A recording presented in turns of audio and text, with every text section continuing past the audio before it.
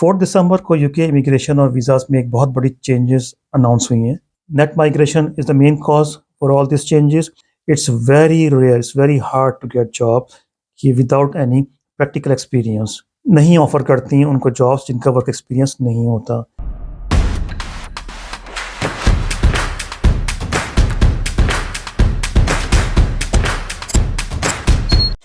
अस्सलाम वालेकुम दोस्तों, welcome back to my channel. मैं हूं आपका दोस्त काशिफ खान। 4 दिसंबर को यूके इमिग्रेशन और वीज़ाज़ में एक बहुत बड़ी चेंजेस अनाउंस हुई हैं, जिसके बाद से एक मीडिया में और वीडियोस में हलचल मची हुई है और उसका अंदाज़ा हो रहा है कि लोग इससे बहुत ज़्यादा इम्पैक्ट होने जा रहे हैं। तो अगर आप स्टूडेंट वीज़ा पे आने वाले थे या स्किल वर्कर वीज़ा पे आपने अप्लाई किया हुआ था या आप हेल्थ केयर वर्कर वीज़ा आपने अप्लाई करना है या कर चुके हैं, या अगर आपने अपनी फैमिली को सपोर्टिव वीज़ा देना है, मतलब आपका स्पाउस आने वाला है या कोई डिपेंडेंट आने वाला है, तो उन सब पे इसका बहुत इम्पैक्ट आएगा। और ये इम्पैक्ट इम्प्लीमेंट होगा स्प्रिंग 2024 से, which is basically April next year.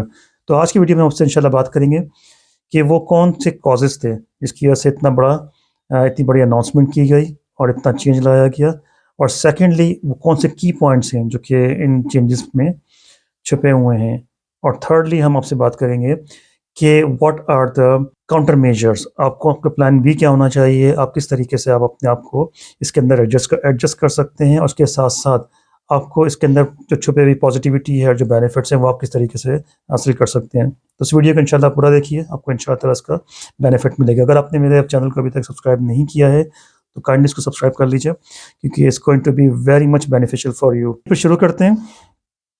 पहले हम बात करेंगे कॉजेज़ की। देखिए, major causes of this changes वो है नेट माइग्रेशन। नेट माइग्रेशन क्या होती है कि कितने लोग यूके में एंटर हुए हैं इन अ ईयर एंड कितने लोगों ने यूके से एग्जिट किया। It's such difference between these two figures. लेकिन ये net migration it was too high in 2022, which is 745,000 people who hasn't exit through UK. So basically जितने लोग एंटर हुए और जितने लोग ने एग्जिट किया उनका डिफरेंस 745,000 बनता है, जो कि इस टू हाई। इस वजह से इन तमाम जो नई चेंजेस आई हैं उनको अनाउंस किया गया। They want to cut down the immigration, क्योंकि अल्टीमेटली जब पॉपुलेशन बढ़ेगी, ओवरसीज से लोग आएंगे, तो यहाँ पे बहुत सारे सिस्टम्स इफेक्ट होंगे। लाइक हेल्थ सिस्टम है यहाँ का, तमाम हर किस्म का जो है वो जॉब्स हैं, और प्लस ओवरऑल एकोमोडेशन की रिक्वायरमेंट बढ़ती चली जाएगी। ज़ाहिर है जब डिमांड ज़्यादा होगी, सप्लाई कम होगी, तो फिर प्राइसेस हर चीज़ के बढ़ेंगे। तो इस वजह से, और जो अल्टीमेट इफेक्ट आ रहा है वो गवर्नमेंट पे जाता है, क्योंकि इसकी वजह से बहुत सारे इश्यूज़ क्रिएट होते हैं। तो उन चीज़ों को बचाने के लिए, उन चीज़ों को कंट्रोल करने के लिए इमिग्रेशन को कट डाउन करने का फैसला किया गया है। तो यहाँ पे रिकॉर्ड हाई नेट माइग्रेशन हुई, जिसकी वजह से ये तमाम अनाउंसमेंट सामने आई हैं। और इसके बाद से जो पहला जो इस पे इम्पैक्ट आया, जो पहला उन्होंने अनाउंसमेंट की, वो minimum salary for UK skilled worker visa is going to increase. मतलब ये है कि इससे पहले स्किल्ड वर्कर वीज़ा को स्पॉन्सर करने के लिए जो लिमिट थी, जो थ्रेशोल्ड था, वो 26,200 पाउंड था, जो कि now it's has increase to 38,700 pound. It means कि किसी भी वर्कर को अगर किसी यहाँ की किसी लोकल कंपनी ने स्पॉन्सर करना है, तो दे मस्ट प्रोवाइड हिम और हर 38,700 पाउंड्स पर एनम।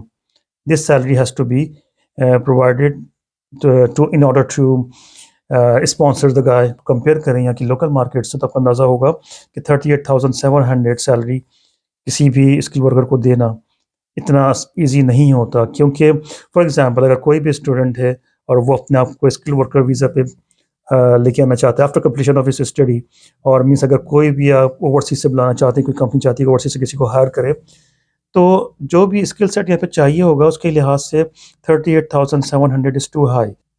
मकसद ये है कि स्किल वर्कर वीज़ा पे भी उसको डाउन किया जाए, ताकि कंपनीज कोशिश करें कि वो के स्किल सेट नहीं है तो वो उसको डेवलप करें, उनको ट्रेन करें। मींस लाइक उनकी कॉम्पिटेंसी को बढ़ाएं, मींस उनकी नॉलेज को और उनको एक्सपीरियंस इस तरह दें कि उनकी ट्रेनिंग करें। तो इससे फ़ायदा ये होगा कि यहाँ पे लोकल जो है वो स्किल सेट बढ़ेगा। इनकमिंग जो स्किल वर्कर हैं उनको रिड्यूस करने के लिए ये फैसला किया गया है, और ये एप्लीकेबल होगा अप्रैल 2024 से।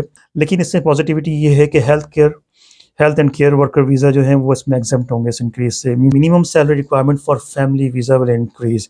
इट मीन्स कि it's a very big impact, क्योंकि जो भी ब्रिटिश सिटीजन हैं, जो कि यहाँ के लोकल हैं, मीन्स जो भी यहाँ की नेशनैलिटी रखते हैं, वो अगर अपने स्पाउस को स्पॉन्सर करते हैं तो they must have 38,700 per annum salary. Before it was 18,600, so it's a very big difference. So they must earn at least 38,700 pound per annum to sponsor, जो कि एक बड़ी सैलरी है इन द सेंस कि अगर आपको एक्सपीरियंस कम है तो आपको ये मिलना ज़रा मुश्किल हो जाती है। तो थर्ड पॉइंट इज कि care worker visa can not bring family dependent to the UK.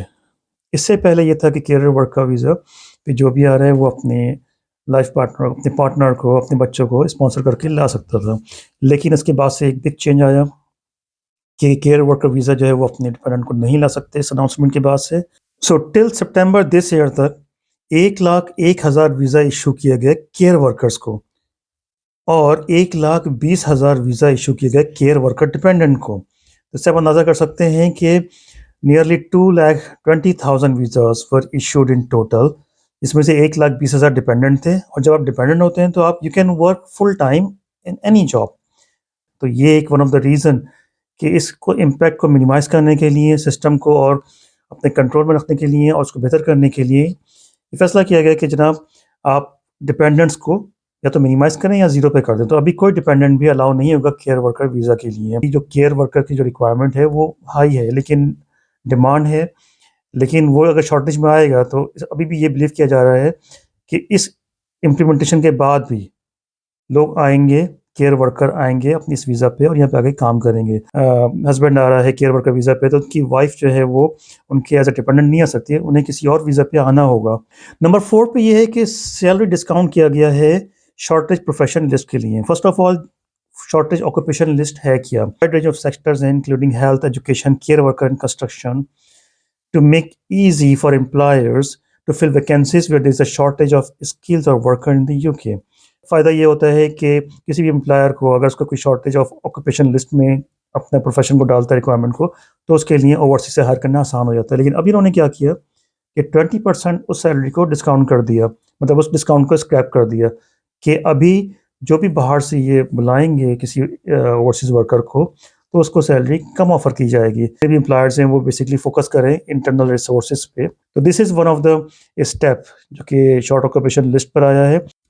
इसके बाद हम बात कर रहे थे जैसे कि पहले था कि IHS immigration health surcharge which was basically announce earlier कि ये इंक्रीज होने जा रहा है। Before it was 635 and now from January onwards it will B 1,035 per year.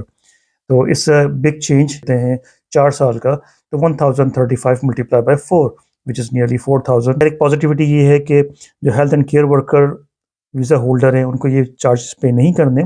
इसके अलावा ये थोड़ा रिड्यूस रेट है फॉर स्टूडेंट्स और अंडर 18 के लिए। आखिर में हम बात करेंगे पोस्ट स्टडी वर्क वीज़ा की, जो कि बेसिकली ग्रेजुएट वीज़ा भी कहलाता है। अभी अपेरेंटली अभी इस पर कोई इम्पैक्ट नहीं आया, अभी तक कोई अनाउंसमेंट नहीं हुई है, क्योंकि 4 दिसंबर को जो बात की गई है उसमें ये मेंशन करा गया है कि इस पर मतलब कमेटी बिठाई जाएगी और उसको this is under review. Advantage दिया गया है कि कोई भी स्टूडेंट अपनी एजुकेशन को कंप्लीट करने के बाद 2 साल का ग्रेजुएट वीज़ा ले सकता है ताकि वो यहाँ पे जॉब तलाश कर सके और फिर अपने आप को सिस्टम का हिस्सा बना सके। तो इस वीज़ा पे अभी कोई इम्पैक्ट नहीं आया और ये still under review, but there are chances कि या तो पोस्ट स्टडी वीज़ा को रिड्यूस कर दिया जाए फ्रॉम 2 ईयर्स से, either it will be 1 year 6 month, और secondly it can also be closed, क्योंकि in past it has been done various time, क्योंकि ये वीज़ा पहले भी क्लोज होता रहा है। लेकिन ये है कि इसका बहरहाल इसका अल्टीमेटली इम्पैक्ट ये होता है कि जो स्टूडेंट्स होते हैं वो फिर स्ट्रगल करते हैं, क्योंकि आफ्टर स्टडी उन्हें कुछ टाइम चाहिए होता है ज़ाहिर है कोई जॉब तलाश करने के लिए। तो इट मीन्स कि जब तक ये अनाउंस नहीं होता तो post study work visa is open. अहम तरीन चीज़ ये है कि आप कुछ एक्सपीरियंस लेकर आइए। अगर आप फॉर एग्जांपल आपने जस्ट ग्रेजुएशन किया, यहाँ आप आके मास्टर्स करना चाह रहे हैं, आपका कोई वर्क एक्सपीरियंस नहीं है, नहीं ऑफ़र करती हैं उनको जॉब्स जिनका वर्क एक्सपीरियंस नहीं होता। It's very rare, it's very hard to get job कि without any practical experience. Net migration is the main cause for all this changes कि स्टेप लेने से पहले उसके तमाम प्रोज एंड कॉन्स को देखिए। और इसके अलावा मैं ये कहता हूँ हमेशा कि hope for the best but prepare for the worst. अपना बहुत ख्याल रखिएगा। Thank you so much for watching my video. Take care. अल्लाह हाफिज़।